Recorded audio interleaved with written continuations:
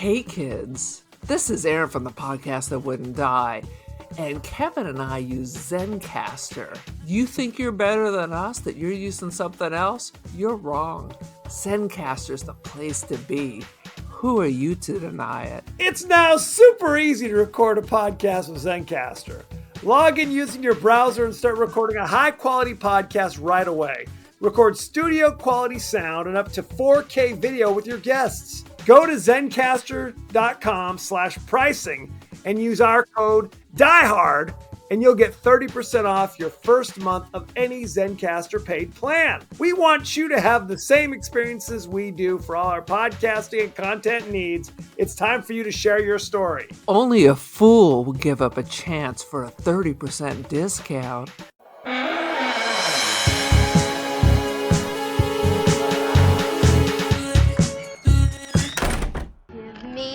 Shoes back? Oh, no, I got them shoes hid where nobody but me can find them. Better give me those shoes. They're mine. Give them back to me. I believe you did it. What do you give me if I give you a basket of kisses? I'll give you a basket of hugs. I'll miss your hugs. Well, I'm not letting the slightest degree really knows when she's told if you don't mind me being presumptuous. I had a long talk with that guard since I saw you last. And that was a long, interesting conversation. He said he saw Rhoda on the pier just before Claude was found among the pilings. She knows something, all right. Welcome to the latest episode of the podcast That Wouldn't Die. I'm your host, Kevin. With me, as always, is Aaron. Hello there, Kevin. How are you today? I'm just Ducky. We really got to bring that phrase back. No one really uses that anymore. I know, you're telling me. This week, except for Long Duck Dong. We don't talk about him. I'm sad to say he's been canceled. This week, we're discussing the horror classic, The Bad Seed, starring really a handful of old actors that I recognized, and then others I'd never seen in my life. So it was kind of a grab bag. How about that? Well, when we get into it, you'll tell me who you did not recognize. Fair. Each week on the podcast, we discuss guilty pleasures and forgotten classics of the horror and sci-fi genres with a comedic twist. Aaron, what's the latest with you? Dude, tick tock. I'm almost free. I'm almost free from these restraints of a thing called work. I can smell the fresh air. It's coming off the sea and like a wave. I'm on my way. I'm disassociating right now. I'm going to rise up above myself in this 105-degree temperature, or whatever this shithole I'm in right now. Fair. I'm floating away. Whee. Well, and this is going to come out in the summer or at some point. But the reality is, at this point, we're recording, early mid-ish May. And at our school, we're finishing up the state testing, which basically means the year's over. Okay, we're done, but we got a month to kill. I mean, spoiler alert, that's what's happening in your kids. That's what's happening. Well, you were at the JR High. I'm at the high school. So now we still have the seniors who want to tank out like a month before graduations. Oh, yes. You know what, miss? Yeah. I'm just not going to come anymore. I'm like, no. I'd wait till the last week and then drop out then. You're going to miss your friends. It's ridiculous. Yes, that's good. Stranger things have happened at the high school. Let me just tell you that. Oh, of that, there can be no doubt. No, I mean, we're reading like novels. We're doing in one class of doing Hatchet, which is not the horror movie, by the way. And we're doing. I kept waiting in the Paulson book for the chopping to begin. for the insane psychopath who lives in the woods. If you're waiting for that. If you want kids to start reading, that's what you need to put in there. So I'm confused. Are you saying that in Irvine, in the junior high, kids read books? Because I'm not sure they're doing that here at the high school. Okay, well, let me make it very clear what we're talking about. I teach, first of all, no one calls it junior high anymore. It hasn't been junior high in about 30 years. It's middle school. I think it's the different. some of them are 3 years, and some of them are 2 years. I think one is one. I went to Raymond Cree Junior High, and it was 3 years. I don't think it has to do with the number of years. It has to do with, is ninth grade part of your middle school? If ninth grade is part of it, then it's junior high. If ninth grade is not, it's middle school. When I was in junior high, ninth grade was part of it. Our Palm Springs High School only had 3 years. Right. I still referred to it as junior high, but it had made the switch. It had brought up 6th grade and it had pushed 9th grade up to high school. So it ceased to be senior, junior high, and it became high school, middle school. And it's been that way. Yeah, 6th graders are weird. They're a weird little bunch. Some of them look like babies, and some of them look like, and it's always the women. Some of them look like they're 23 years old. 100%. Like they're going to go and have a cigarette somewhere. They are. As a matter of fact. They need to go back to smoking cigarettes and stop flushing the vapes down the toilet. How many times is the 1,400 bathrooms will be unavailable? Well, you're assuming that they're not just destroying their own bathrooms on purpose. I have to tell them, understand, kids, the staff doesn't use those bathrooms. I have a nice, clean bathroom I use. You're destroying your own bathroom. So. And by nice, clean bathroom, clearly boys are still boys, because there is a bunch of guys that use the women's restroom because it's just the key, right? Mm-hmm. Because there's the toilet seat whistlers, even with the high school staff. Yeah, I was going to say, you're talking about the staff now. Yes. I'm talking about the mofo. I could not hold it. There was a line at the women's. There was no line at the men's. And I went in there and I was like, oh, shit. Oh, make no mistake. The women's bathroom, the female teacher's bathroom, you walk in, there's a hint of potpourri, right? There's art on the walls. The guys, it looks like a deranged mental patient at a truck stop bathroom on the side of Route 66. It is a horror story. You go in there, flies are buzzing. It is a horror story. It's a goddamn nightmare. So, oh yeah, people are like, God damn it, who's the Whistler? So some of the male staff are trying to stake it out. It's years ago I figure out who the Whistler is. I'm like, what are you gonna do? Confront him? Yes. Years ago, tell him to pee in the sink, because I know none of you people are washing your hands either. You're 0 for 2 there.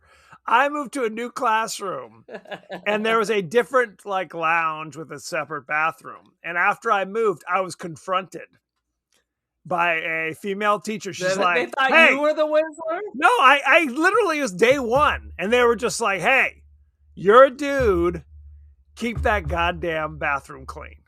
You lift up the toilet, gave me the riot act. I'm like, I'm 45 years old. Yes, I sometimes like to just blindfold myself and do a William Tell. Who knows? I'm going to spray it around. You spin me right round, baby. Right around. A sprinkler head. That's how I do it.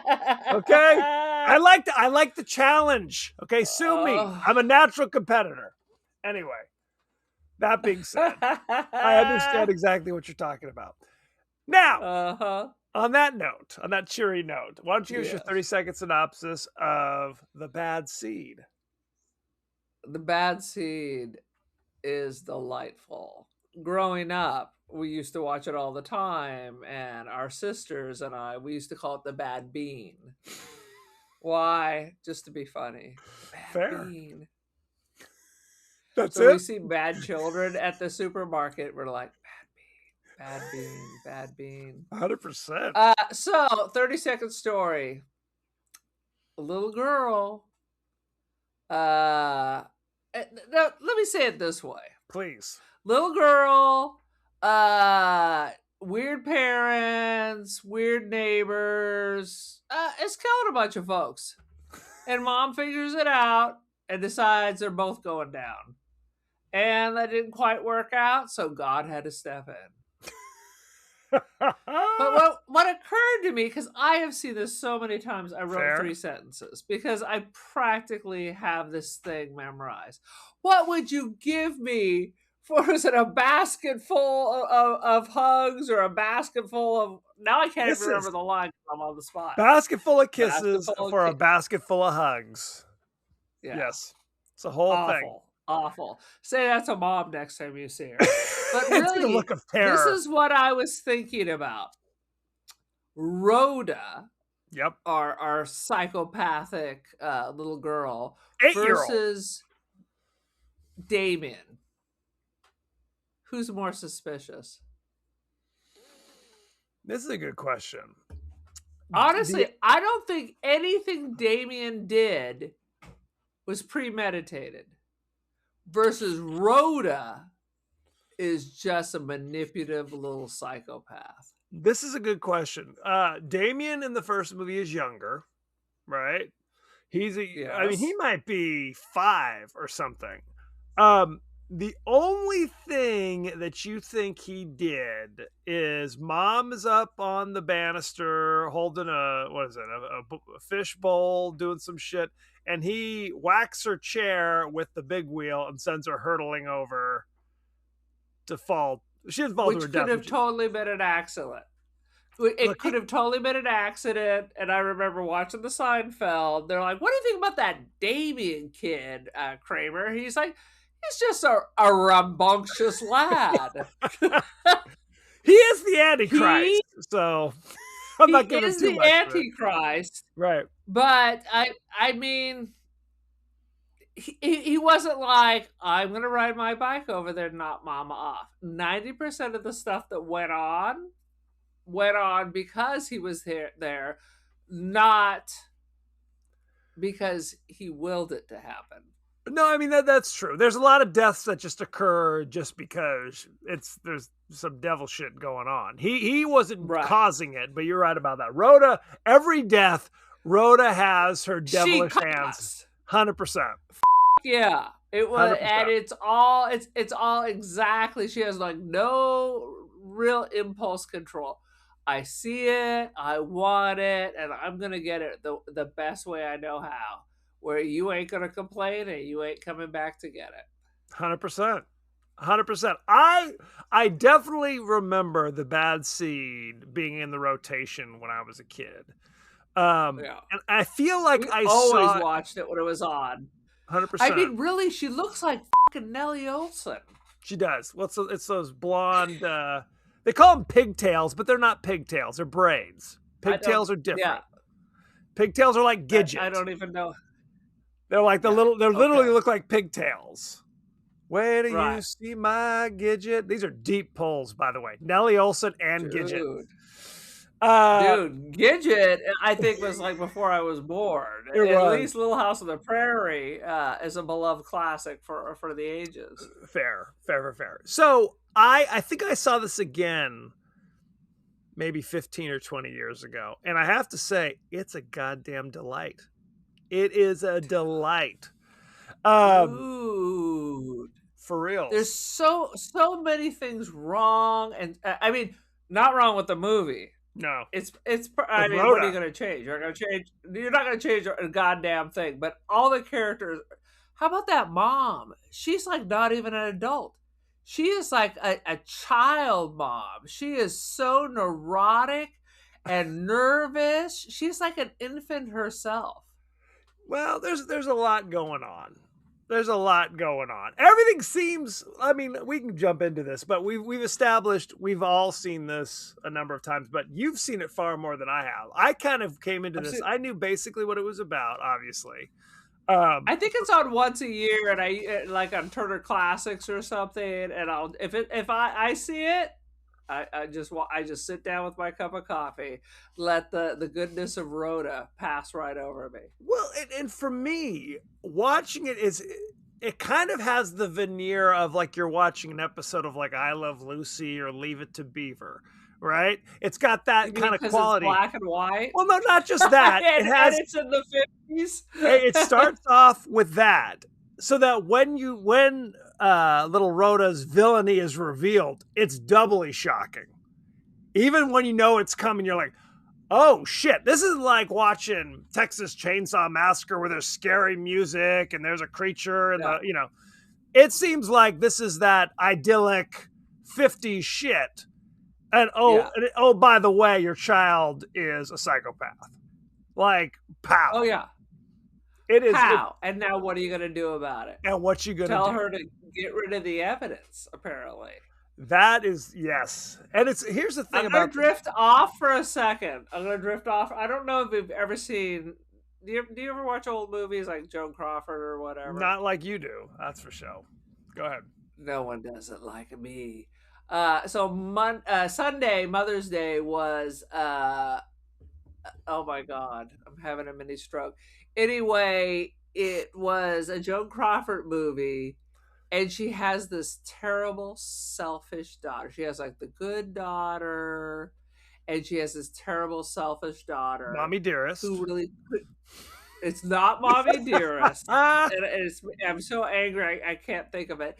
But basically, I was watching this this weekend, and I was like, oh, this is Rhoda grown up. Less murder. But all the manipulation, like she looks like she's getting what she wants, so she hugs her mom, but when mom's not looking, she turns that smile into like a ugh. Well, you see that early in this movie when Mrs. Breedlove, was it what was her name? Aunt Maureen? Was that her? I don't remember what the bitch's name is. She like is like giving her nothing but gifts, essentially. And she tries to like, and she gives her a hug, but you see her face kind of like just the merest hint of kind of a grimace that I have to hug this woman. And she gives it's Mildred Pierce is the name of the movie. I had to okay. go to the family text stream. Mildred Pierce. Fair. Where it's the long-suffering mom. She spoils the daughter, gives her everything, and the daughter, it's never good enough. It's of course never not. Good enough. It's absolutely. The thing about these it's Rhoda grown up with only one murder. As you get older and you have kids, these movies have special resonance for you because it is very much, this is on some level, this is a fear I think parents have, that your child is a goddamn monster. And what do you do? And little kids are psychopaths. 100%. They have you got to teach kids empathy. These are things that no one tells you about, because you could be watching a couple kids play, you're like, these creatures are monsters. 100%. They don't give a crap. Right. Absolutely. Right. Bloodthirsty beasts. It's a thing. Hell yeah. It's a sad thing. Okay, why don't we jump right into the highlights, Aaron? Why don't you lead us off? Oh my God, now I almost started talking to you about Mildred Pierce. Now I can't even remember. Oh. First of all, the mom's a nut. Like I said. Not a nut. I can't believe you said that about the mom. Not a nut. Her daughter is a psychopath. That causes her to be neurotic. Did you watch this movie? What is happening? She's like this. She is like this before she realizes her daughter is a psychopath. I totally disagree, but go ahead. Do your thing. Oh, I'm Santa Maria. I'll jump in after. She changed her entire personality as soon as the first Swift. First of all, let's look at this multi-complex apartment where it's literally the biggest house I've ever seen, and it's just one of the apartments. We got to move to fucking LA. This is crazy. Does this take place in LA? I'm sure. I assume. I don't think so. I mean, she goes to the Fern Country Day School. That's, I guess, like on. This is old. This is old LA. This is not 70s LA. You know. I'm sure it was filmed largely in LA, but this is all sets. These are all sets. Even when they were outside, even when she's on the pier, like fishing for the penmanship medal. Oh, that's really? They didn't film this in a neighborhood? They did not. Literally looked like the Warner Brothers backlot. 100%. But it's like Friends. Nobody who's working as a waitress is affording that giant apartment in New York City. Well, they established that she's the daughter of the wealthy journalist, writer Richard Bravo. You know him, don't you? Yeah, So but that- he's still alive. Just because as we know, just because your parents have money, don't mean you got money. Well, I mean, the fact that she has to rent an apartment from the old spinster woman, that tells you they're not exactly rolling in the dough. And Penmark, that sounds so hoity-toity too. Oh, did you know that Alfred Hitchcock turned down the chance to direct this? I did not know that. Are we doing behind the scenes Warner, already? I was right. Warner Brothers. Oh, there's no doubt it was filmed here, but I don't know if it took place here. That was the No, bone of it contention. says Midwest Town, USA. 100%. Yeah. Go ahead. That was it. I was right. You Because said I remember when it opened up, and I said this was like the Warner Brothers backlot, because part of that's where they filmed Gilmore Girls. right.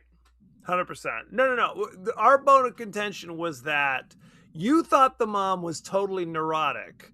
And I think she Yes. was a perfectly normal mom who's like ultra precocious daughter who she doesn't know is a psychopath is kind of getting like asking for gifts, right? The lady, the landlady is like, "Oh, I'll change this out and get you a turquoise for your birthstone. Well, how about you give me both stones instead?" And the mom's like, "Whoa, hang, pump the brakes, kiddo." I mean, her And she lets Mrs. Mertz step all over her. I'm like, no, you need to be like, excuse me, this is my daughter. That's a fair question, but that doesn't mean that she's neurotic. She's just kind of like, there's that 50s politeness that she's doing here, where she's just like, it's, okay, yeah, okay, fair enough. I'm just gonna write this off in that you are a man, so you're not picking up the subtle nuances that I am picking up. That is fair enough. So you feel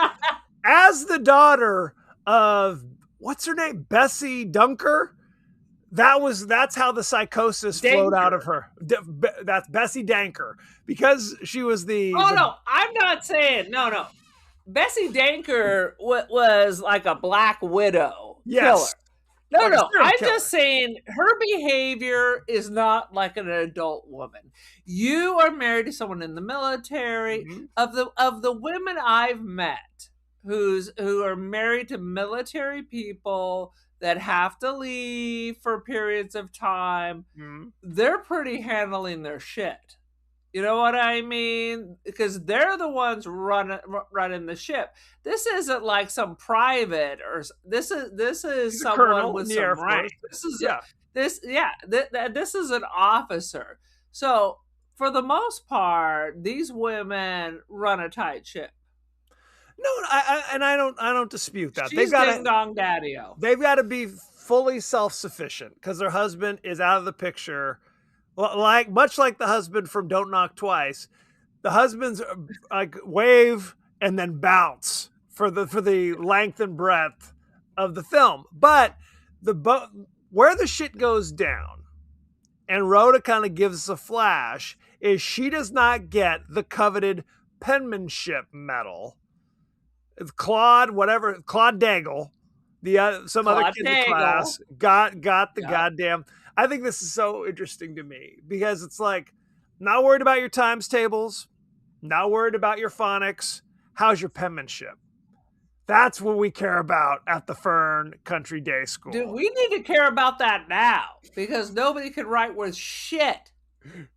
I don't know when they stopped teaching cursive or handwriting. Nobody can write at all anymore. The more they take away, the dumber people get.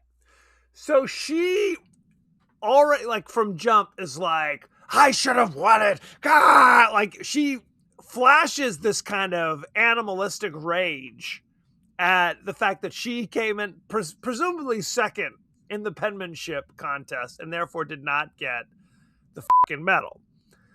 Right. Then they go smash cut to it's the picnic, which they just have a picnic every now and again at the Fern Country Day School. And she's giving the lady the check for the tuition. And she's like, just out of curiosity, how is Rhoda doing in your class? And Miss Fern gets to look like, oh shit. What? Me and my sisters all agree we hate your daughter. She has no friends. She's a psycho. Get your fucking kid out of here. Well, 100%, 100%. Later in the movie, she kind of, because she's trying to be very polite about it. Like, even when Claude is found murdered and it's clear that they suspect Rhoda, they won't say that. Oh, I wouldn't say that. I wouldn't say that she had anything to do with that. Now, that being said, I do think your child has no empathy and no sense of fair play, is a poor, like, starts rattling off a poor loser. So Yeah. clearly you've got some concerns. As a teacher, It's interesting. Go ahead. I mean, when you only have one child, yes, you think however your weird child is acting is normal. But she's bullshit. 8. And Bullshit. I mean, Go ahead. okay. Go ahead. Let me finish my thought. Cook. Even if at some point in her 8 years, you need to have seen that your child interact with other children and see how other children act. Yes. Because even if she's not a psychopath, even if she's not a murderer, she's so fucking irritating. Yes. It's the only child to the nth degree. 100%. We know these people who have the only child, and they are so pumped up in their brains, and they never learned any social skills because they're used to being an equal voice in their house and all this weird only child nonsense. You always know the only child. Well, 100%. But I feel like she's not always on her best behavior with her parents. Right? No. She flashes the rages and the and there's anger. ever a consequence. No. Never a consequence. Right, 100%. So what I always say, because you do get, as a teacher, you do get these parents. They come in think she's here. perfect. Right. She literally makes asked no Miss sense. Fern. Yeah. She asked Miss Fern if she's as perfect as she appears. Right. Which I don't see anything perfect about your little weird robot. It looks like one of those fembots from the Stepford Wives. Like if they started pumping out children. well, Except and for look, the rage eyes. you can have a parent conference and say, look, she gets good grades. However, we have some concerns socially. Okay, you can have those conversations. And what I always say is that parents know what monsters they're dropping off in the morning. They know. Now, sometimes they don't admit it, right? Oh, what do you mean? My child has never done that before. It's like, bull. What? I have children. You have children. We know what they're capable of. We know what they're capable of. There's no one gave birth to Jesus. Okay? No one came out and was, oh, he's perfect, perfectly perfect in every You're way. saying all this, but how many times have I called home? What? Disrespectful? No. Never. My child is never disrespectful. No, these are quotes Yes. from parents. 100%. Well, let me tell you what? It's Yes. trust me, you call home suddenly little baby angels. I'll say this. What did you do? He's failing your class because he doesn't like you. How about that? I once told the kid, I get paid either way.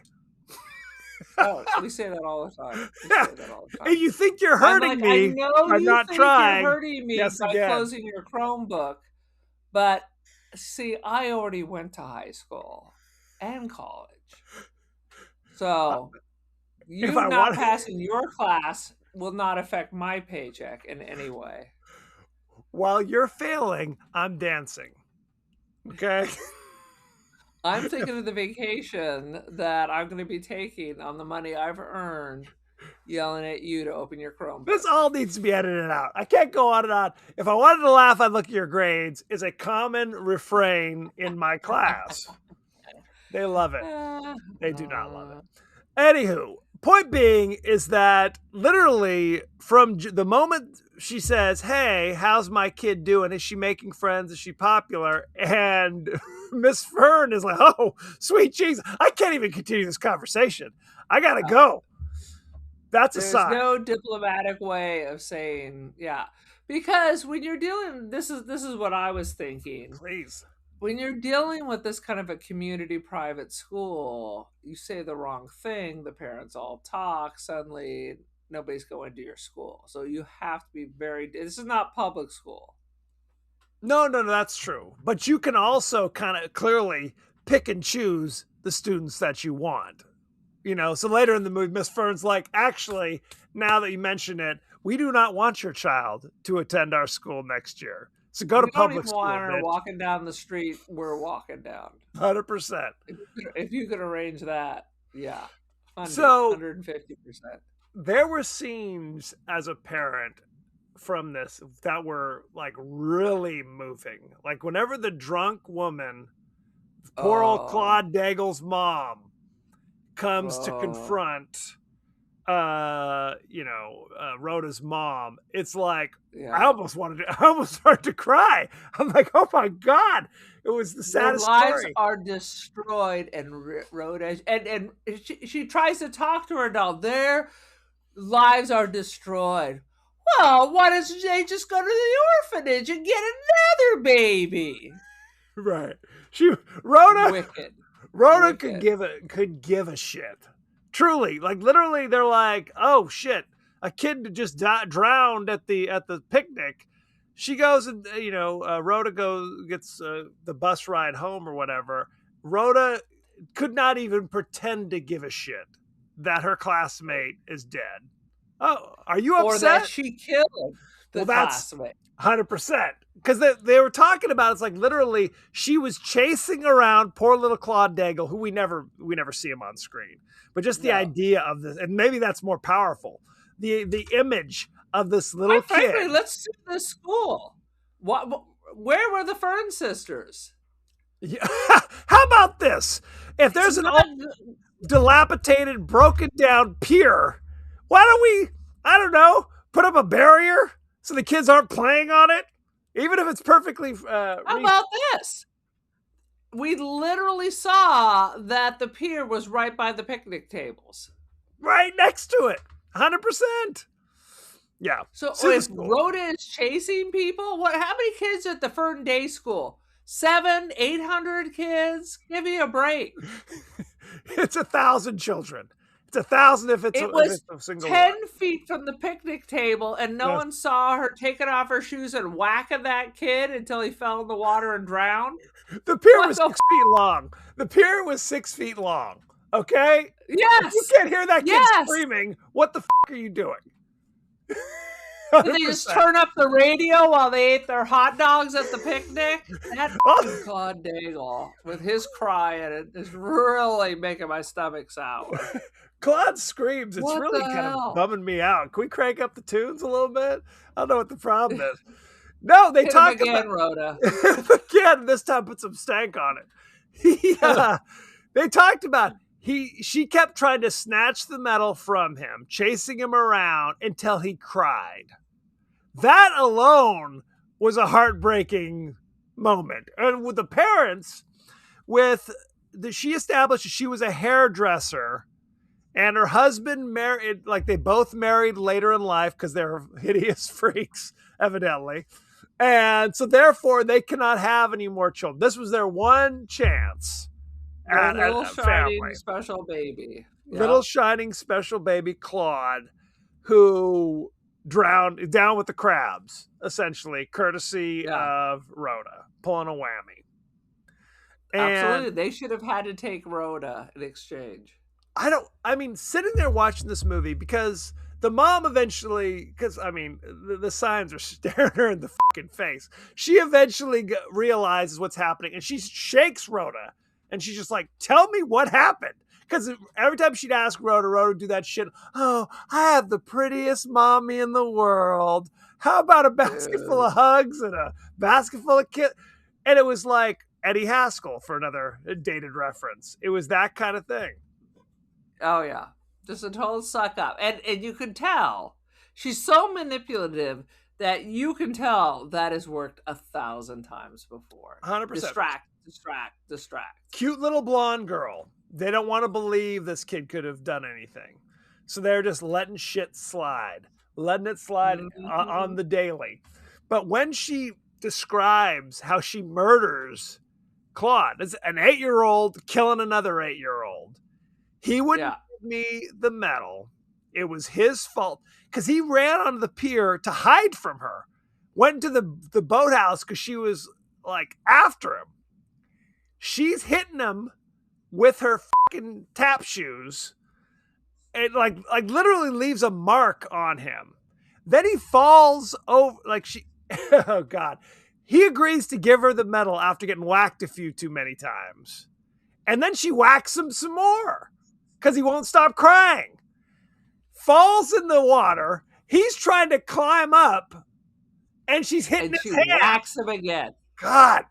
Yeah. It's like Jason Voorhees. She is the bad bean. I mean, it was, and to hear this little girl tell it so matter of fact. I mean, this kid deserved it. So matter of fact.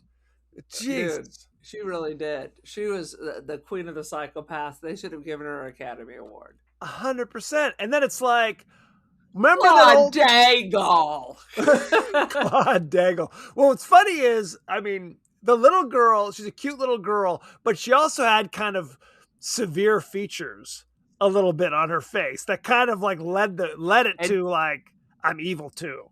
Go ahead. Dude, she could make it perfect. Like when she's like trying to love on her mom and her mom's hugging her and you see her face. It's all wrinkled up and angry. She's just like in a... Right. 100%. 100%. You're like psycho. She talks about how at their old place, because they have to move around because the dad's in the Air Force. The old place, there was an old woman who lived upstairs who had promised some globe, like a crystal ball with a fish in it, to Rhoda after she died. And the woman fell down the stairs and broke her neck. And she's like, Rhoda, now that you've admitted this other murder to me, did you murder the woman upstairs? She says she slipped on the ice. There was ice on the stairs and she slipped. Okay. So it was just an accident? No, I pretended to slip into her. I did it on purpose. First it's like, oh, thank God. It's only one murder. Oh no, I did that too, Mom. Yeah. I pretended to slip so I could bump into her and knock her ass down the stairs. Because I didn't want to wait. I wanted my present now. I wanted it now. Chilling. I want it now. I want the whole world. She's a little Veruca Salt. We haven't talked about the handyman. And that's not even it. No, there's more. There's more murders on the horizon. We didn't talk about the handyman. The handyman is so freaking creepy. The fact that the handyman, they said we only keep him on because he has a family. He has a family? Like a wife and children? Yes. How much trash needs burning that they pay a man full time that he can support a family on that? Yes. Well, he does like the gardening and he empties the trash cans and does all that shit. You're right. And that explains why he's sleeping in the boiler room on a pile of Excelsior for 9 hours a day, because there isn't enough work for him, clearly. So. And he's getting his drunk on at the same time. I had to look up Excelsior. I mean, I assumed I know, and I was right. But why would they call wood curls Excelsior? I don't understand why it has such an interesting, exciting name. Right, it's packing material before styrofoam was on the scene, essentially. So whatever the dad curls. Right, the dad sends home like a tea set for Rhoda just for no goddamn reason, just because she's Rhoda, and it's packed in this shit. Which the guy, the handyman, whose name I cannot remember, takes that shit and he just made a bed behind the boiler that he sleeps in during the day. He like throws a sheet over it or something crazy like that. 100%. But he kind of, his performance is good too. Now this is one of those actors that I recognize. I've seen him in for sure. The 80s. He had a mustache, but yeah, he's been in a ton of stuff. you think he susses out Rhoda. He knows she's a brat, essentially, who just pretends to be a sweet girl. He susses that out. And he just likes to with her. Because she's a bad girl. He's a bad dude.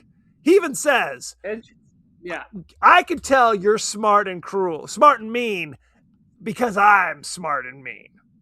And he is. He takes great pleasure in messing with her. So he kind of accuses her of killing the little boy just to mess with her. Leroy.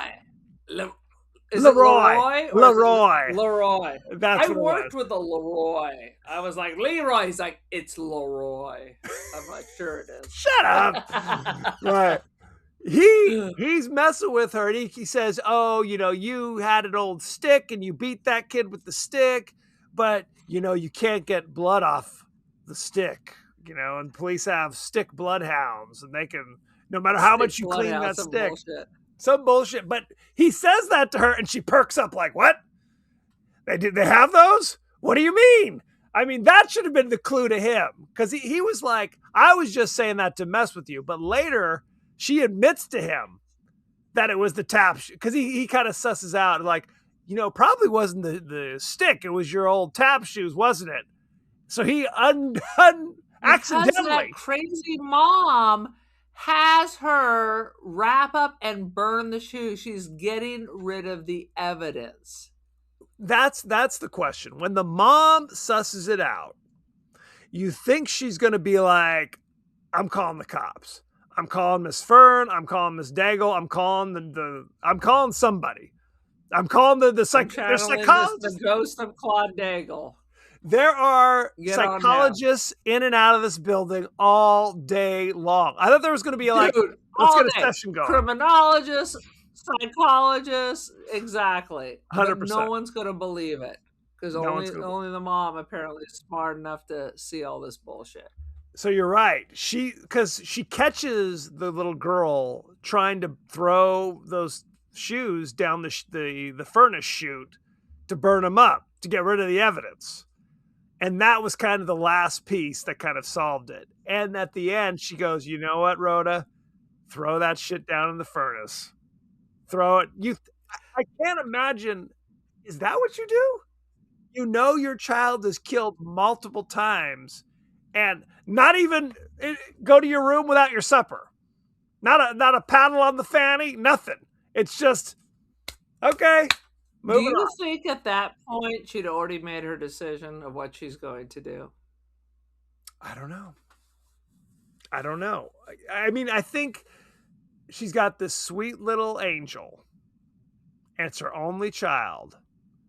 What's she gonna do? That's Two down. How many more? 100%. 100%. You have to deal with this situation, and she wasn't. So, sweet Jesus. So, stupid Leroy, apparently smarter than an 8-year-old, finally figures out he hits on the right thing. He's saying things and waiting for her reaction. Right. And he figures it out. It's the shoes. And that he claims he has them. And that's when Rhoda loses her shit and basically confesses to him. And you give me back my shoes!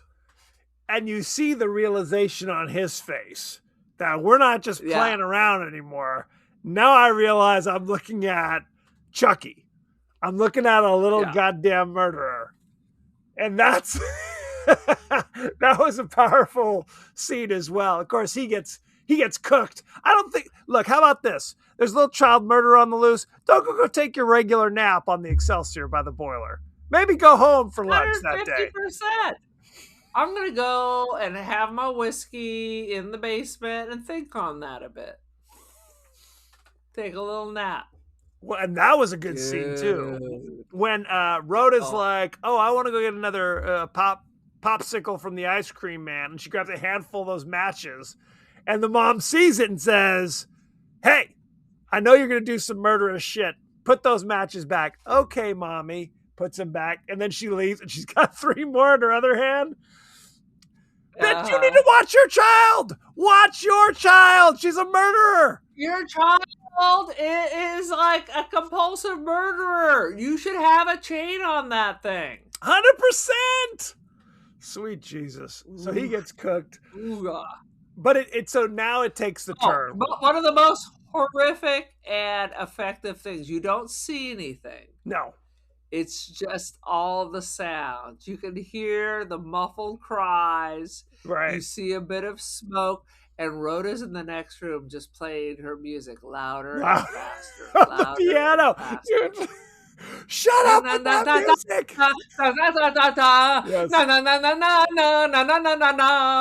Meanwhile, her mom is acting like 1950s gibberish. She's like how they always portray crazy people in the movies at this time. 100%. But you can hear what's going on. The men break into. Someone has set a fire where and lock the door. Was taken up and lock the doors to the basement from the outside. Isn't that interesting? Ask no questions. No one mentions that later. And he literally, from what you hear, runs out on fire until he collapses and dies. Yes. 100%. Right in front of the mom and the landlady. While Rhoda is just playing her scales over and over, faster and louder, faster and louder. So a bit of true cinematic horror. 100%. 100%. The mom at this point is like, I gotta handle this. And she proceeds to give her daughter like sleeping pills, tries to overdose the daughter, poison her. And I was kind of falling asleep at this point. So I'm like, what's happening? When I heard that gunshot, that perked me right up. I was like, oh, she just blew her goddamn brains out. Crazy. And that was stupid. You needed to go pour yourself a drink or something, because literally you give someone pills, they're not dead. Unless it's fentanyl, they're not dead 5 minutes later. Right. Well, yes. That was an effective scene. Go ahead. Yeah, no, it was a very effective scene, because you knew it's a murder-suicide. She was clearly not going to live a life without her little baby that she created, and now she realized something we didn't talk about is that she is the daughter. She was a foundling.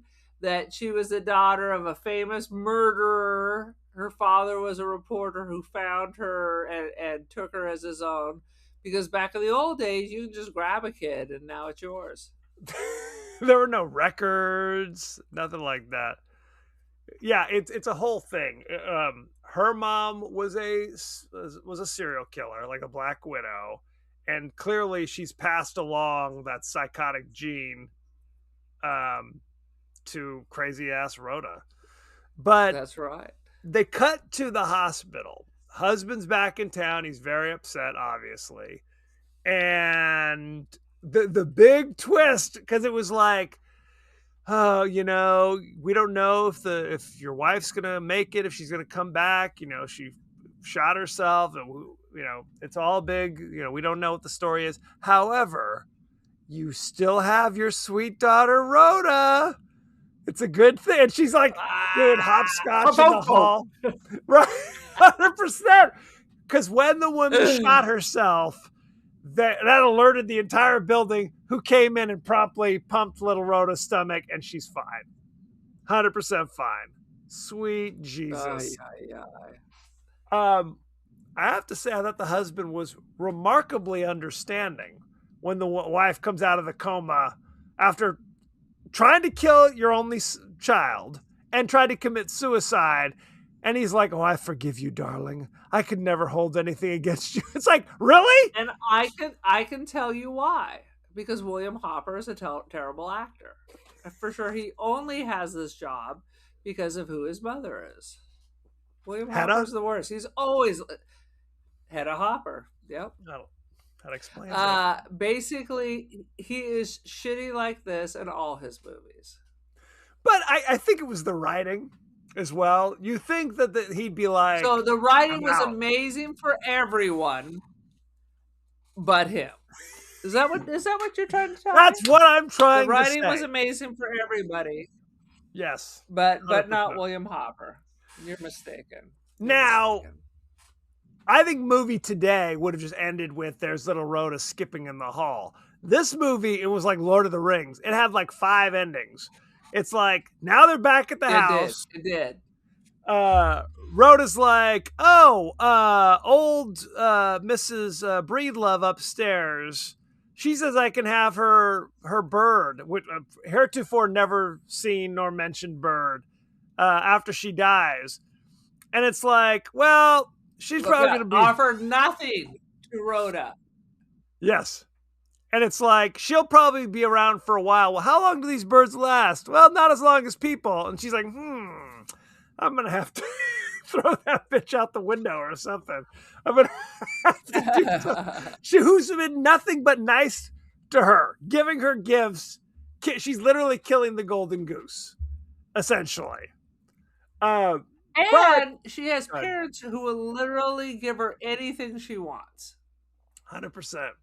I would like a bird too, Daddy. Oh, shit, let me drop everything. Mommy tried to kill me. Can I have a bird? You can have 2 birds and a basket of hugs. Yeah. And a basket of slaps. She's like, I've gotten away with this shit, but I gotta have that goddamn penmanship medal. Because the mom says I threw the medal like off the pier, essentially. Because hopefully then if they can look hard enough, they will find it and they will no longer suspect little Rhoda or whatever. She knows that the fucking penmanship medal has been pitched off the end of the pier and it's storming outside. Her dad is asleep. He's had a rough day. His wife tried to kill their child and herself. He's remarkable, calm, cool, and collective. Maybe he's a psychopath too. Sleeping like a baby. He was Jeffrey Dahmer's foundling, or Ted Bundy, or something. Ed Gein. Anyhow, so she goes in the middle of a storm to go to the end of the pier to see if she can fish out the metal. She gets there's like a net there. That's nice that there's just like a pool net, like there often is at the end of a pier. See, she starts scooping it up, and then lightning strikes and just blows it up. Like there was TNT underneath the pier. Credits roll. Literally, God was like, enough is enough. Enough is enough. I liked after the credits where they just introduced the cast. Like it was literally Make Room for Daddy or some shit, right? And playing Rhoda was Patty McCormick to come out and wave and then step aside. And then they tack that on. Why? Because it was so disturbing that they needed to tack this weird little ending where Rhoda gets a spanking at the end. Yeah, maybe if they only beat her, if they only beat their child, maybe she wouldn't have killed so many people. Well, we didn't talk about there's this whole undercurrent of nature versus nurture. And the fact that every expert in the movie, with the exception of one, was like, heredity? That's a myth. No one believes in heredity. Get that shit out of here. That's that witch doctor talk. It's like, really? It's heredity doesn't exist? Well, I guess it's the 50s. So they don't know what the hell they're saying. So, good stuff. It was very popular. I mean, I remember when we were watching Shadow of a Doubt. Yep. They would sit around and discuss that kind of stuff. Murders and poison and the same kind of topics. Quite frankly, we need to have more parties like that. I'm sick of hearing about people's kids. Let's discuss the murder of the day. Bring in an expert to teach them a class, essentially. Or even not an expert. Just talk about something other than your kids. I'd appreciate that. Thank you. Fair. Are you Rhoda all grown up? You're like, I have no empathy for other families. I do have the blonde now. I can start doing that. I'm not even sure I know how to make those ponytails so rigid, not a hair out of place. 100%. Well, you do them once and then you never have to do them again. Just leave them in 24/7 for the rest of their life.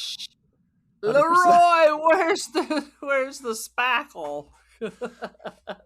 Shall we go behind the scenes? Let's go, Brother Bear. The original Broadway production of The Bad Seed by Maxwell Anderson opened on December 8th, 1954, and ran for 334 performances.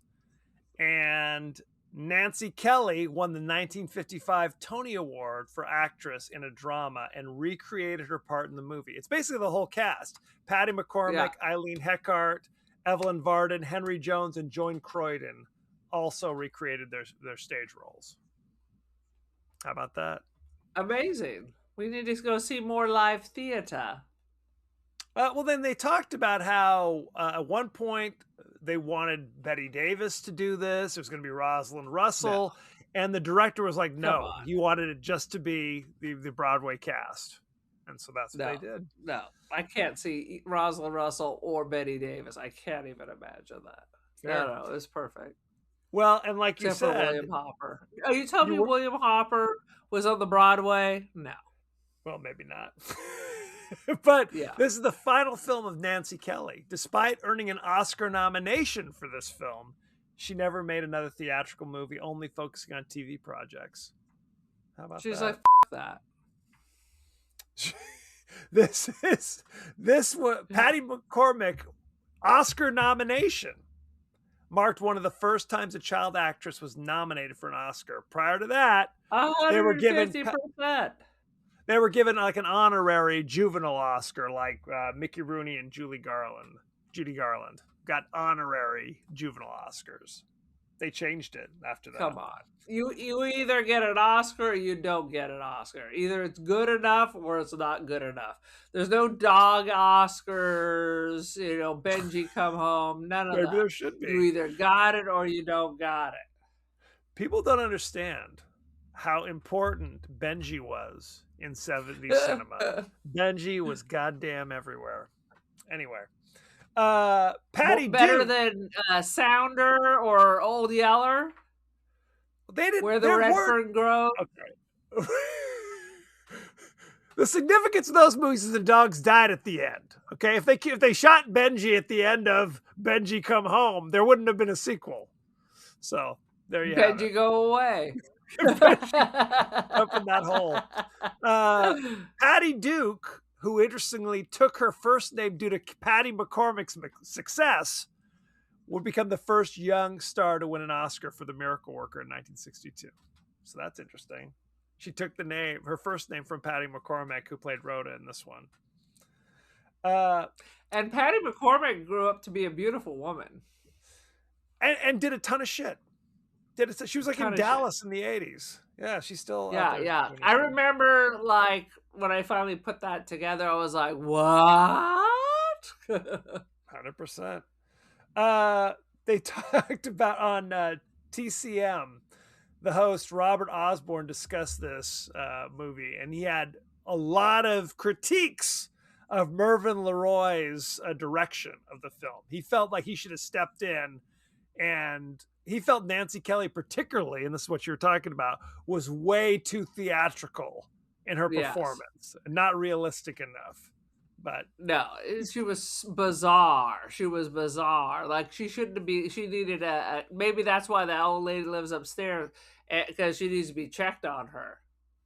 Yeah, because she's. Well, there was a thing I just found that Alfred Hitchcock was asked to direct it. Turned it down. One thing they talked about is the movie's based upon the play, which was based upon the novel, and in the novel. Right. Claude Daigle wins the Most Improved Penmanship medal. And they make a point of saying that Rhoda's penmanship was great all the way along, where Claude improved. So that's why he won it and not her. But it also goes to show that she's nuts and felt like she gets all the medals. Claude don't get shit is kind of her attitude. Claude's poor. Why does he need a medal? 100%. The piano piece that Rhoda plays and sings and is heard as a theme throughout the film is the traditional French children's song, Clair de Lune, which she mentions. She says that too. Clair de la Lune. Let's look at the cast and crew, shall we? Mervyn LeRoy was the director. You know him from Random Harvest in 1942. He directed Gypsy in 1962. He With directed Rosalind Russell. Quo Vadis. Is that how you pronounce that, from 1951? Ringing any bells? All right. And he was a All producer right. on The Wizard of Oz. So he did all sorts of Yes. shit. And Let's see. Little Women from 1949. Little Caesar, the Edward G. Robinson. Yep. I mean, he did a lot. Mr. Roberts. Oh yeah, that's a good one. Yeah. Nancy Kelly played Christine Penmark. You know her from such things as The Bad Seed in 1956, Tarzan's Desert Mystery in 1943. Unfamiliar. You know it, don't you? Jesse James in 1939, and One Night in the Tropics in 1940. Now, one night in Bangkok and the world's your oyster. Patty McCormick played Rhoda Penmark. You know her for The Master in 2012. She was in 28 episodes of The Ropers. How about that? Come on, knock on my door. She That's played so Pat funny. Nixon in Frost Nixon. I in did see 2008. that. That was very good. And she was in The Bad Seed Returns in 2022 playing Dr. March. They've remade The Bad Seed multiple times. There was an 80s version, and there was one that came out like, I don't know, 5 years ago. And I Starring have McKenna never Grace. seen any of them because why? Why Why would would you? you? Why would you? Let's see. Jesse White played Emery. That was the brother of the landlady who just pop up every now and again. He was in 1950s Harvey, about the invisible rabbit. Yeah. He was in It's a Mad, Mad, Mad, Mad World, which I love, from 1963. There you go. He was in Pajama Party in 1964. Unfamiliar. And The Bad Seed in 1956. His last credit, 1996, an episode of Seinfeld. That dude was hanging in there. Good on him. Dude, I wonder what he played in Seinfeld. Henry Jones played Leroy, the crazy We love handyman. Leroy. He was Ton of great. stuff. He was chewing up the scenes. 100%. He was in Vertigo in 1958. Yeah. He was in Butch Cassidy, the Sundance Kid in 1969. He was in The Grifters in 1990. Ooh, don't He hit me was with a in- bag of oranges. He was in the original 310 to Yuma in 1957. His last credit was an episode of Picture Windows in 1995, which I'm unfamiliar with. You've seen this guy. 1,000 Unfamiliar. times. Let's see. Anybody else we want to talk about? Oh no. Let's talk about Eileen Heckert, who played Mrs. Hortense Daigle. So I thought she was quite good in this. She was in The Bad Seed, 1956. Butterflies Are Free in 1972. The First Wives Club in 1996. Heartbreak Ridge in 1986. That's a Damn! Yeah. Her last work, she was And in Mr. 3 episodes. Daigle, if you He's- watched old TV from the 60s, he would pop in every now and then. I'm going to do him next. Her last thing was she was in 3 episodes of Sybil in 96 through 98. That was the Sybil Shepherd. Oh, I used to sitcom. watch Sybil, the Sybil Shepherd. Yep, yep. Frank Cady played Henry Daigle. You know him from Rear Window in 1954. Oh, I love Rear Window. When Worlds Collide in 1951.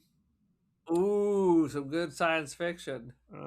He was in 142 episodes of Green Acres playing Sam Drucker. Green Acres is the place for me.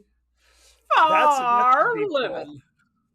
Yep. Do you know how many spin-offs of Green Acres there were? There were like 4 spin-offs of Green Acres. It's crazy. Was Petticoat Junction one of them? Yes. Literally, 100%. these were shows that you watch when you were homesick. I don't think they were ever like they were already in reruns when we saw them. I mean, honestly, the only reason I've seen any episodes of Green Acres is because of Nick at Night. That was not in the rotation. That was not kicking around in the late 70s and early 80s. Green Acres was. It was like on daytime TV, like on Channel 9 or something. Like if you were homesick and mom had to go to the store, so you crawled out of your bed because you were faking anyway to get to the TV. It was Eddie Albert and the good Gabor sister, the nice one, Ava. Wasn't Zsa Zsa. His last thing was 1990's Return to Green Acres, playing Sam Drucker. Oh, jeez. How about that? 1990, he was hanging in there. That's right, Mr. Drucker. Mr. Drucker, that's right. Oh my God, that is a deep pull. Let's take a look at the rating for The Bad Seed. Let's see. Currently, on Rotten Tomatoes, The Bad Seed has 64% fresh on Rotten Tomatoes. You know what the audience gave it? What? I know. 99. 82. Like much better. Yeah. Much better. Of course. What the hell? Let's take a look at the world. We're goddamn ridiculous, clearly. The Variety staff has this to say about The Bad Seed. Staff. This melodrama about a child with an inbred talent for homicide is pretty unpleasant stuff on its own. Not a fan, I guess. Jeez Louise. I know. Eric Henderson from Slant Magazine says, The Bad Seed reflects Slant Magazine's blind, abject terror of precocious, well-behaved little blonde girls. 2.5 out of 4. Bosley Crowther from New York Times gives it 2 out of 5, saying Mervyn LeRoy, who produced and directed, has lost a great deal of bite of the play. Great deal of the bite of the play. Okay. I got there eventually. Like any of us are alive to see it in play form. I'll take your word for it, Bosley. Let's take a look at our in-house movie critic, AI Rex Reed. You ready? Let's go. Are you surfing the internet? Are you on your phone, Aaron, Nope. as I'm wrapping up the show? I am preparing for when you ask me when people write in. Fair. The Bad Seed is a prim little suburban nightmare where a pigtailed sociopath terrorizes adults too dim to recognize evil unless it arrives without perfect manners and tap shoes. How about that? They are dim. I'll give them that. The rest of it, fair. It's a little meh this time. A little meh. Speaking of meh, what is your rating of The Bad Seed? Oh, dude. This is for sure 85. This is a good B. I'm gonna give it 4 out of 5. It's a fucking classic. Boom.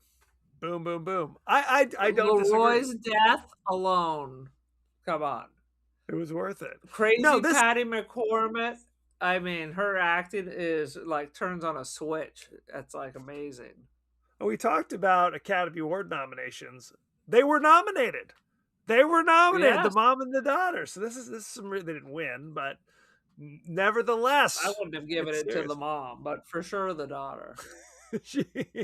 No, I agree. It's like I said, I hadn't seen this in a while, and typically, as you know, I typically steer clear from those old black and white films. I find them a little too theatrical for my taste. But I don't even know what that means. It means you get the Nancy Kelly performance from this. That's what I expect from all black and white. So you don't watch Alfred Hitchcock films or any kind of old noir and everything? Yeah, oh my God, I'm sad for you. I do like Birth of a Nation though. I'm not the film, just the themes. when I go to church. Just the themes. Anyway, Light a candle for you. You're ridiculous. Please. So no, I give it 4 out of 5 as well. I think it's dynamite. I think it's good. It really tugs the right strings. It's like her performance, because that's what this hinges on. If you have a shitty If you have a shitty Rhoda, the movie falls apart. But she is so dynamite in this. It's great. 100%. She and Leroy are the stars of the show. Fair. Any last thoughts about The Bad Seed? No, that's it. Go see it, people. Don't get scared like Kevin does just because a movie doesn't have color. The color's in your mind. The colors are in your mind. You Fair. bastards. So, so you don't watch I Love Lucy because it's not in color, you son of a bitch? Do you know how long it's been since I've seen I Love Lucy? It's been a while. Let's just put it that way. It's been a while. How about that? You know what? If Gilligan's Island comes on and it's these old black and white episodes, I skip on by. I gotta see. Whoa! I fast There forward is Wizard no of Oz. comparison. You're a tragedy. It's a tragedy. So, thank you very much. You can find us all across the social media landscape. We're on Threads. We're on Blue Sky. We're on TikTok. We are on Instagram. You can watch our smiling faces on YouTube if you'd like. Ooh la la. I put on lipstick. There you go. You can email us the podcast that wouldn't die at Gmail. We are on Apple Podcasts, Spotify, anywhere the finer podcasts are available. So don't forget to like, share, rate, and review, won't you? Won't you please? So, Aaron, what is your social media situation? I got mucho media, Brother Bear. I'm on Artsy and First Dibs, Aaron Doherty, Instant Dreams Gallery. I am on the Gram, the Cult of Aaron. Join the cult. Boom! How come you never say what you're on? How come you don't say where you're on? I do say what I'm on. What are you on, Kevin? What's told your you. Media? I'm on. No, you said where we are. That's all I have. I don't have any special stuff. How about that? It's all. I got no special stuff. I got no special. It's just this. This is all I have. So, as you know, we like to check in with our friends and family across the social media landscape. Aaron, what are the streets saying? The streets have a few things to say about a couple of sci-fi films that we recently watched. In regard to the terrible film Life, Richard Roberts said, "Watched it once and that was enough for me. Great movie, but some of the deaths were just terrifying. Never again, LOL." Okay. I was like, no, that's wrong. In regards to Gravity, Jay says, boring, big time. And you know what? I responded, I agree, pure crap. So how about that? Pure crap. So how about that? Don't. Fair. Okay, next week we're discussing I don't know what it is. Is it action? Is it suspense? It's The Warriors. It's all of the above. Starring. Warriors, come out and play. It stars Michael Beck, James Remar. You got David Patrick Kelly. A bunch of dudes that you may recognize or may not recognize. They're a street gang fighting their way across New York. What are they going to do? Are they going to make it? Unclear. So some might say they're trying to escape from New York. Boom! How about that? Where can one watch The Warriors? This is an important question. You have free. Well, if you have AMC Plus, you can stream it for free. How about that?